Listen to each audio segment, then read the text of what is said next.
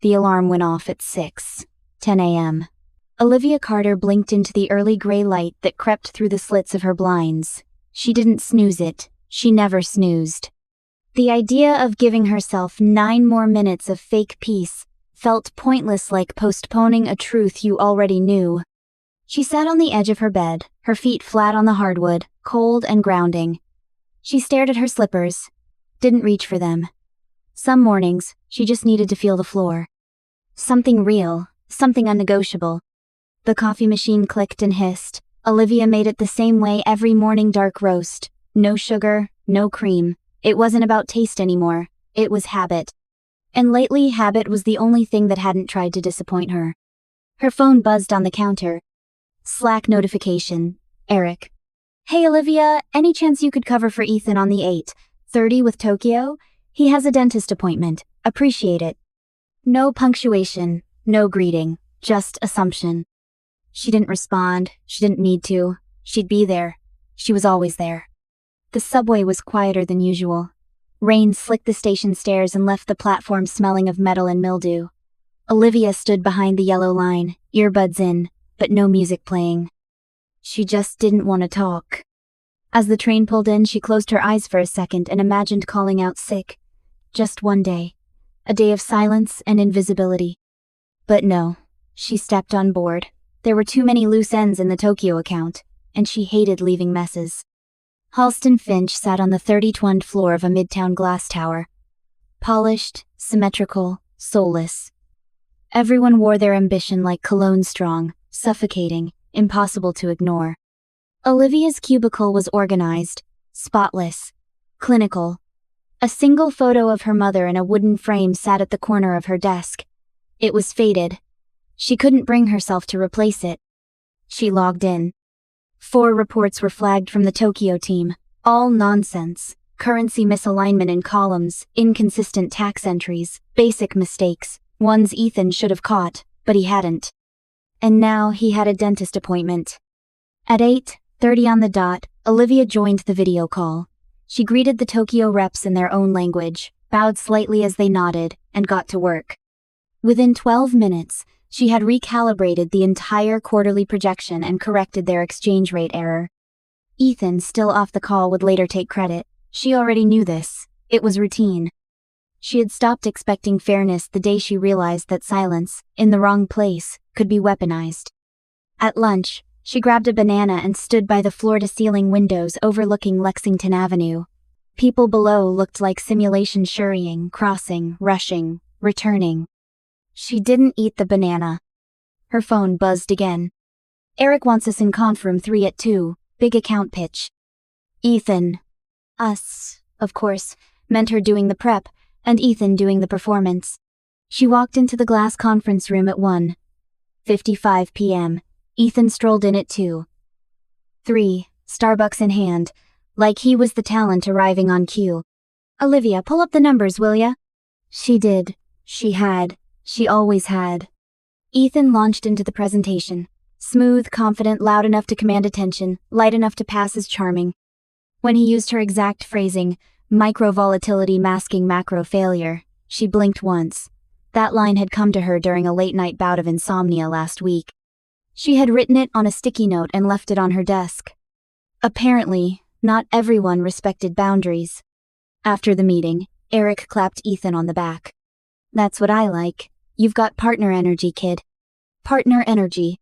Olivia felt like she had been dunked underwater. She didn't go straight home. She walked. 15 blocks in the rain, no umbrella. Her blouse stuck to her spine. Her shoes squeaked with each step. She didn't care. She welcomed the rain. At home, she peeled off her wet clothes, wrapped herself in a blanket, and sat on the couch in silence. She opened her laptop and checked the company's internal bulletin. Ethan Matthews, promoted to Associate Director, Strategic Growth. Her name wasn't mentioned at all. She stared at the screen for a long time. Then opened her email. Drafted a message to Eric. Deleted it. Started again. Deleted that one too. Eventually, she typed 2 words. Noted. Congratulations. She didn't send it. She closed the laptop instead. Later that night, She dialed her mother's number out of instinct. It rang once. Then again. Then straight to voicemail. She had forgotten. Her mother was gone. Just over a year now. She held the phone to her ear anyway. And for a moment, in the darkness of her apartment, Olivia Carter allowed herself to miss someone so badly. It felt like drowning. The next morning, Eric dropped by her desk. "Hey Liv, I know the promotion round didn't swing your way, but chin up, okay? You're invaluable." That word, invaluable. It means you're essential, but not expensive. Useful, but replaceable. She nodded, offered a tight smile, and watched him walk away. She turned back to her screen, and without changing her expression, she whispered under her breath, "You'll remember me." The office was colder that week. Or maybe Olivia was just noticing it for the first time. The fluorescent lights hummed louder. The voices in the open-plan space felt sharper. Every laugh sounded like it wasn't meant for her. Every whisper about her. She sat at her desk, hands poised over her keyboard, pretending she was fine. She wasn't. Tuesday morning, 9:12 a.m. A calendar alert blinked across her screen. Meeting with Eric, private, 11:00 a.m. No subject. No explanation. She showed up on time, clipboard in hand, like always. Eric sat with his arms crossed, posture relaxed in a way that didn't match his eyes. Angela from HR was already in the room, her tablet open, stylus in hand. "Olivia," Eric said, gesturing to the seat. "Thanks for coming in." Angela smiled, almost nervously. "This isn't a disciplinary meeting, just to be clear, just a conversation."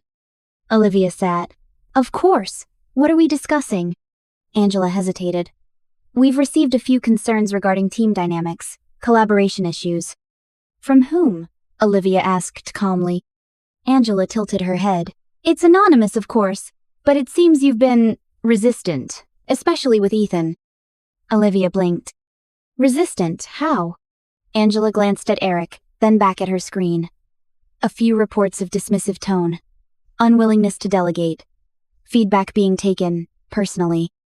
Olivia's face didn't move. But inside, something snapped. "I see," she said quietly. Eric leaned forward, doing his best mentor impression. "You're talented, Liv. Nobody's questioning that. But leadership requires flexibility. Maybe this is an opportunity for growth." Growth. Another word for shut up and stay in line. Olivia left the room 10 minutes later without saying another word. She didn't slam the door. She didn't cry in the elevator. She just walked. All the way to the server room. She pulled up the version history of a recent report she'd created, the one she knew Ethan had claimed credit for last week. Sure enough, her name had been scrubbed. The document had been accessed and renamed by Ethan at 11:43 p.m. 3 nights ago. She documented it. Screenshot. Timestamps. Copied to a folder she labeled Receipts. Then she checked access logs on the Tokyo files. Same pattern. He wasn't just leaning on her. He was bleeding her dry and handing the work to Eric like it was his own harvest. That night, Olivia walked home under dim streetlights, her coat pulled tight against the early spring wind. A group of laughing co-workers passed her, someone from HR among them. No one said hello. She stopped by the corner bodega for milk. The clerk, a quiet man who always nodded at her but never spoke, handed her change with a small smile. "You look tired," he said gently. Olivia paused. "I'm just seeing things clearly," she replied. The next morning, she received a restricted email. "Due to recent concerns regarding data integrity, your administrative permissions have been temporarily suspended pending further review." It hit her like a physical blow. They were setting her up. She went to Angela's office, knocking softly, not angrily, not desperate. "I need clarification," she said. Angela didn't look up from her screen. "It's standard, just while we look into some inconsistencies." "What inconsistencies?" Angela's lips thinned. "Olivia, I'd suggest you take this time to reflect. This isn't personal." Personal? This was war. At home, Olivia sat on her couch for hours without moving. The soft tick of her wall clock was the only sound in the apartment. On her coffee table, her worn-out laptop. Next to it, a flash drive from college. She picked it up, plugged it in, opened a blank folder and began compiling everything. Every presentation she'd created. Every email she'd sent or received. Every changelog where her name had disappeared from a file. She moved them all to the folder and renamed it Truth. On Friday, Ethan presented a Koenig growth strategy report to the entire division. It was hers, again, every single slide. She sat in the back of the conference room, legs crossed, a notebook open in her lap. She wrote one sentence. People only steal what they can't build. Then she closed the notebook and smiled. That evening, she walked into the city, not sure where she was going. Her feet took her past bars she never entered, parks she never had time to sit in, the bookstore she used to visit when her mom was still alive. She stopped at a small cafe, bought herself a tea, and took a window seat. From her bag, she pulled a pen and a sticky note. She wrote 3 names. Eric B. Ethan M. Angela L. She folded the note and placed it under her cup. It wasn't a hit list. It was a reminder of who she used to be and who she would never be again. The apartment was quiet, save for the soft whir of Olivia's ceiling fan. She sat cross-legged on the floor, surrounded by stacks of printouts, flash drives, and a half-empty bottle of Merlot. 2 laptops sat open in front of her, any work issued, one personal. On the work laptop, sanitized data, carefully tracked activity logs. On the personal one, her real thoughts, raw documentation, unfiltered patterns. She had always been methodical. It was one of the many reasons she excelled at analysis, but now, her precision had a new target. She started drawing on her whiteboard, something she hadn't done since college. Who? Eric, Ethan, Angela. How? Unauthorized access, stolen files, forged authorship, HR complicity. Why? Power, control, fear of being outshined. In red marker she wrote, "They don't protect you, they protect themselves." The next day, she emailed Jamie, her ex-roommate from grad school. Jamie had gone the cyber route now, doing freelance security audits for private clients in San Diego. "I need a favor. Quiet and clean. Nothing illegal. Just invisible." Jamie called her within the hour. "You're either getting divorced or going to war." "Little of both," Olivia said. That weekend, Olivia met Jamie at a co-working space in Brooklyn that rented secure terminals by the hour. They set up an isolated virtual sandbox to mimic Halston Finch's server structure. "I'm not hacking anything," Jamie warned. "I don't want you to," Olivia said. "I just need to know how to trace and record what's already mine." By Sunday night, she had installed a discrete logging script on her work laptop, not malicious, just a tracker. It pinged her personal device anytime someone accessed or copied one of her files. She also created decoy folders, some with real projects, others loaded with harmless but suspicious-looking material. By Tuesday, she got her first ping. Accessed. Quite to, supply forecast, Vone, final, Olivia. By Ethan M. Time 2:14 a.m. It had begun. Each day, she collected more. Screenshots, IP addresses, time-stamped file access trails. She backed them up to 3 separate encrypted cloud servers in Germany, one in Iceland, and one routed through a virtual server in Colorado under a pseudonym.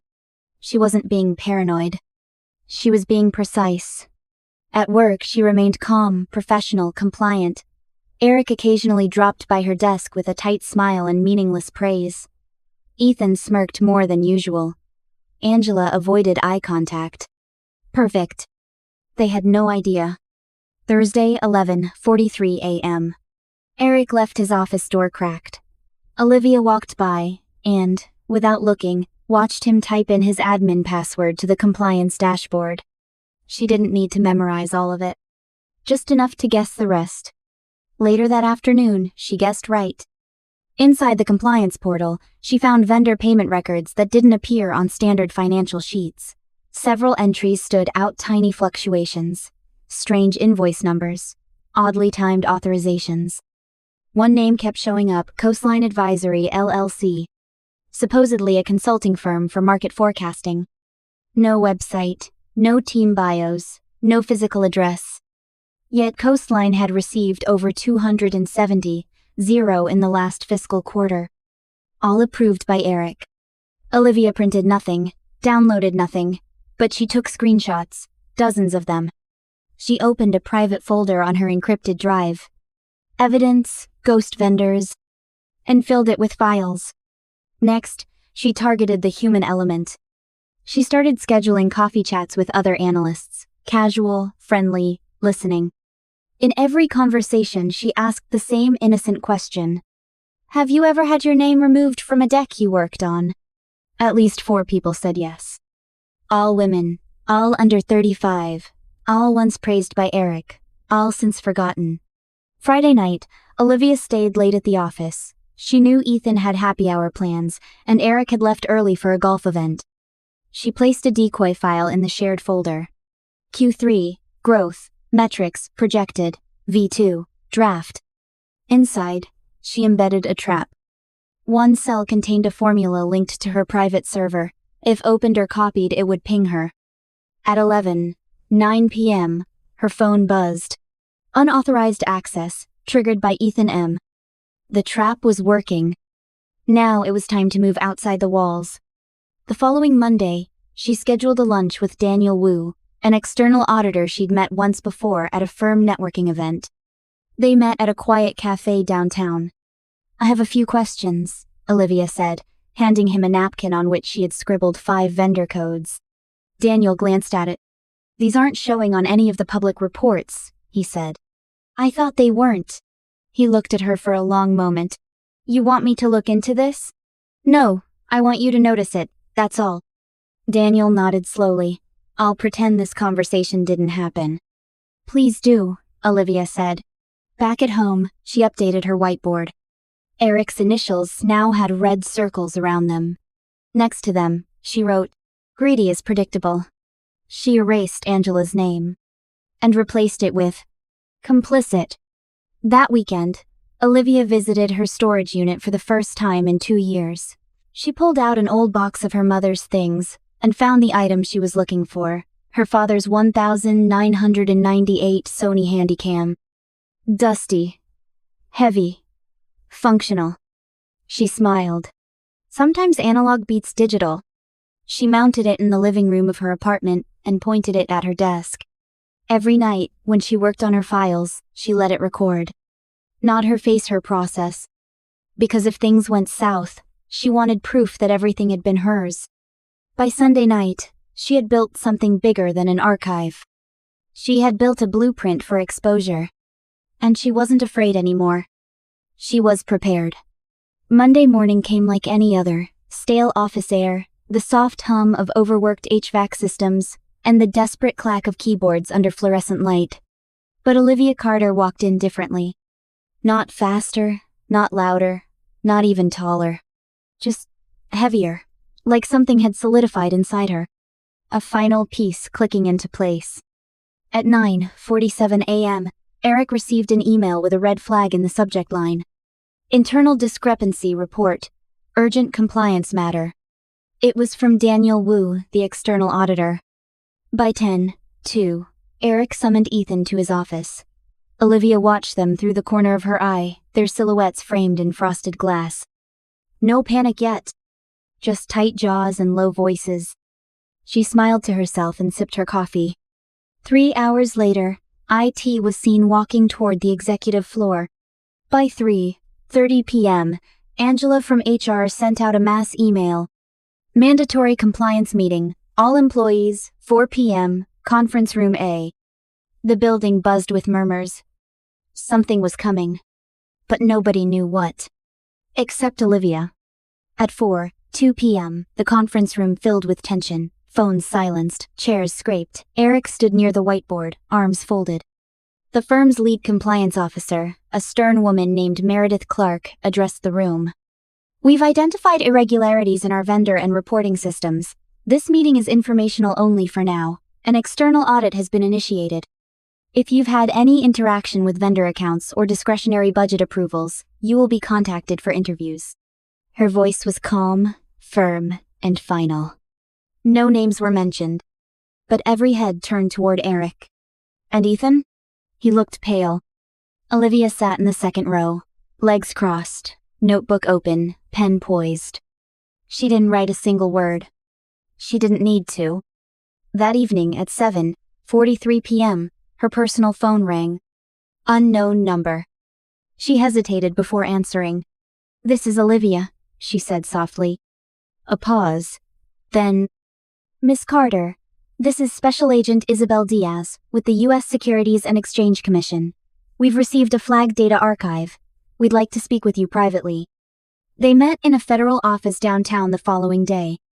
Gray walls, no windows, 2 chairs, a glass of water on the table. Olivia handed over a flash drive labeled Coastline Ghost Control. It contained everything. Timeline of vendor fraud. Edited document logs. Audio from breakroom conversations.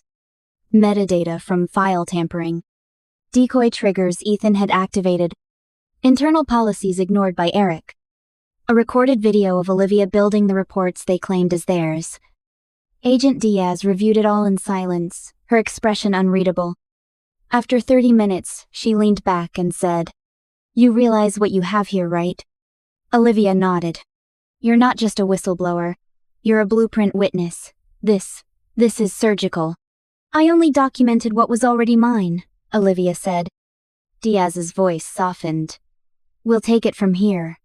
But you may be called in as a cooperating witness." "I understand." At Halston, Finch, chaos unfolded in layers. On Wednesday, Eric was placed on administrative leave. On Thursday, Ethan's systems access was revoked. By Friday morning, an email went out from the board. "Effective immediately, Halston. Finch is suspending executive operations pending federal review. Internal restructuring is underway." Olivia didn't gloat. She didn't brag. She packed her things into a single box: a potted succulent, 2 notebooks, a ceramic mug, and her mother's photo. At 3:12 p.m., she walked out of the building where she had once been invisible. This time, heads turned. Not in judgment. In awe. The next week, her attorney called. "They're offering settlement, $2.2 million if you sign an NDA. She didn't hesitate. "No." "You sure?" "I'm not doing this for a check. I'm doing this so it doesn't happen to the next Olivia." Agent Diaz called again 2 days later. "Eric's being charged with wire fraud, falsification of corporate records, and obstruction, then identity theft, conspiracy, and computer crimes. You broke this open." Olivia listened, but didn't celebrate. She was calm. Still. The storm had passed. And she was still standing. At home, she pulled out her old sticky note, one with 3 names. Eric, Ethan, Angela. She crossed out the first 2. Angela? Angela had resigned quietly. Maybe out of guilt. Maybe out of survival. Olivia didn't care. She wasn't chasing justice anymore. She was chasing air. Space. Silence. On her last day in New York, Olivia went for one final walk. Past the building, past the bodega, past the cafe with the window seat. She left a new note under her teacup. 1 word. Remember. 6 months had passed. 6 long, breathless, utterly quiet months. Olivia Carter now lived in a house that didn't echo with urgency. No alarms, no reminders, no voices trying to talk over hers. Just the wind brushing pine needles outside, and the soft thump of Clarity's tail against the wooden porch floor. Clarity, a rescue mutt with lopsided ears and a grumbly bark, had found her 2 weeks after Olivia moved to the Catskills. The dog didn't need training, it needed company. So did she. The house was modest.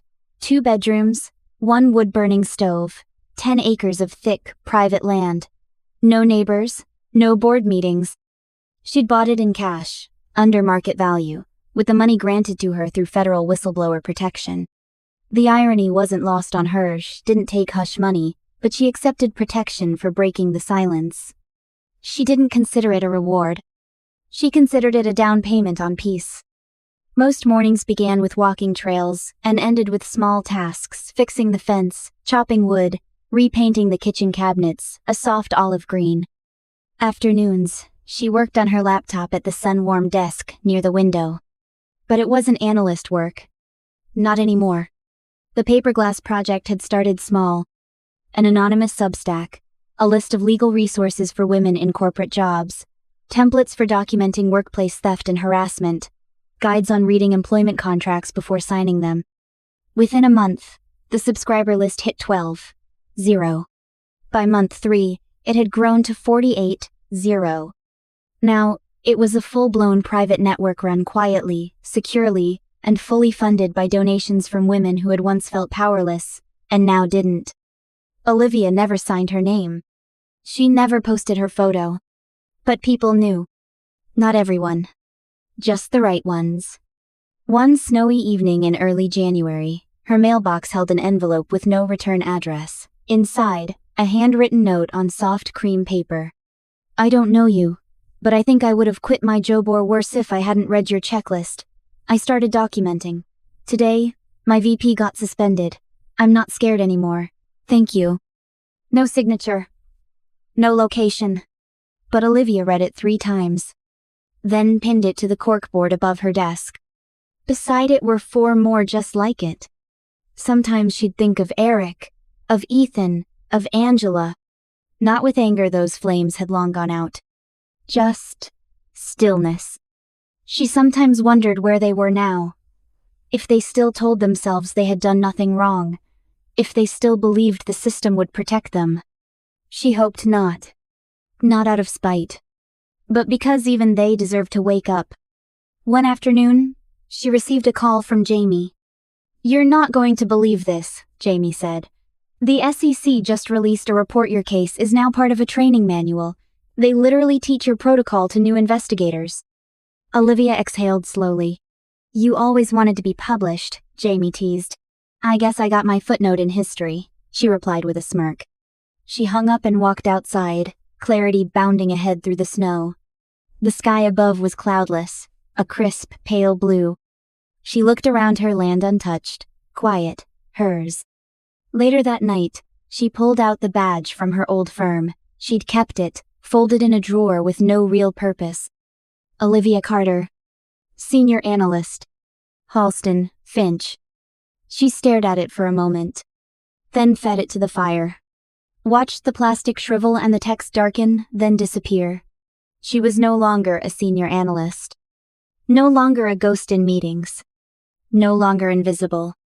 She was something new. Something self-made. That night, she logged into the back end of the paper-glass project. A new message had come in, flagged for her. They said I was crazy. They said I was imagining it. Then I documented. And now they're the ones under review. I just wanted to say, you gave me the blueprint. Thank you. Olivia typed a reply. Just 4 words. We rise in silence. And hit send. Then she closed her laptop, poured herself a glass of red wine, stepped out onto the porch, and watched the wind carry the last leaves off the trees. She had no desire to return to New York. She had everything she needed here. Her voice. Her freedom. And her name, untouched by anyone else's fingerprints.